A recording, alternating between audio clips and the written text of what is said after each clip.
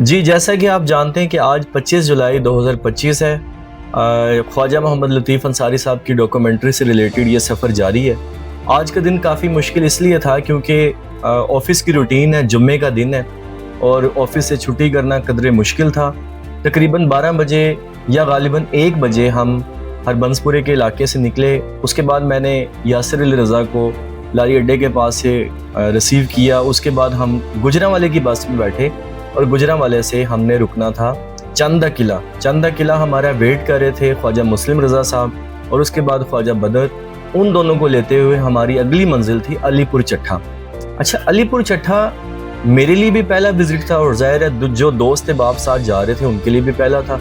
यहाँ पर दिलचस्प बात ये थी कि ख्वाजा मुस्लिम रज़ा तकरीबन 42 साल के बाद अलीपुर चट्ठा में जा रहे थे, क्योंकि ख्वाजा लतीफ़ अंसारी साहब के साथ ये मजालिस पढ़ने के लिए साथ जाते थे और उन्होंने तकरीबन 45 साल ताज़िये से मंसूब मजलिस अज़ा पढ़ी है और गालिबन 10 साल यहाँ पे अलीपुर चट्ठा में अशरे मुहर्रम से खिताब किया। बड़ा पुरजोश तरीके से उन लोगों ने भी इस्तकबाल किया, जिसमें मैं ममनून व मशकूर हूँ सैयद अंसर जैदी का, सैयद बकार जैदी और सैयद यावर जैदी। इन्होंने बड़े बेहतरीन तरीके से इस्तकबाल किया, हमारे लिए चाय का एहतमाम किया हुआ था। उसके बाद ये हमें उस बैठक में ले गए जहाँ पे ख्वाजा लतीफ़ अंसारी साहब जो थे वो क़याम फरमाते थे और उसके साथ उस इमाम बारगाह के विज़िट करवाया जहाँ पे वो मजालिस पढ़ते थे।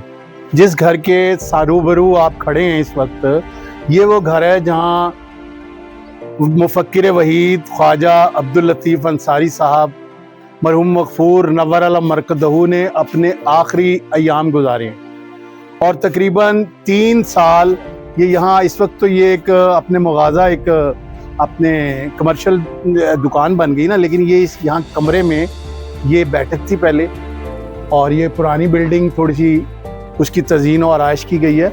यहाँ पे उन्होंने वक्त गुजारा है। और यहाँ पे भी दिलचस्प बात ये ऐड करना चाहूँगा कि पहले से तकरीबन 15 के करीब लोग हमारे इस्तकबाल में बैठे हुए थे और वो ख्वाजा लतीफ़ अंसारी साहब से जुड़ी हुई याददाश्तों को सुनना चाहते थे। अंसर जैदी साहब ने इजहार ख्याल फरमाया, वहाँ के ख़तीब थे उन्होंने भी अपनी आरा दी और उसके बाद जो यावर जैदी साहब थे, वकार जैदी साहब थे, इन्होंने अपनी याददाश्तों का जिक्र किया।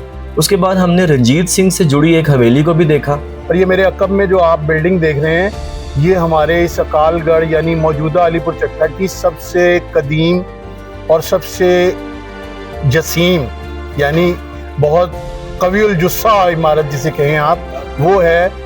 और ये राजा रंजीत सिंह से बिल वास्ता और बिला वास्ता इस बिल्डिंग का ताल्लुक इसलिए है कि राजा रंजीत सिंह की रिश्तेदारी इस खित्ते और इस करिए में थी। और हवेली देखने के बाद हमारी जो अगली मंजिल थी वो थी सरगोदा। तकरीबन मगरिब का ये वक्त था और मगरिब के फ़ौरन बाद हम सरगोदा की तरफ रवाना हो गए।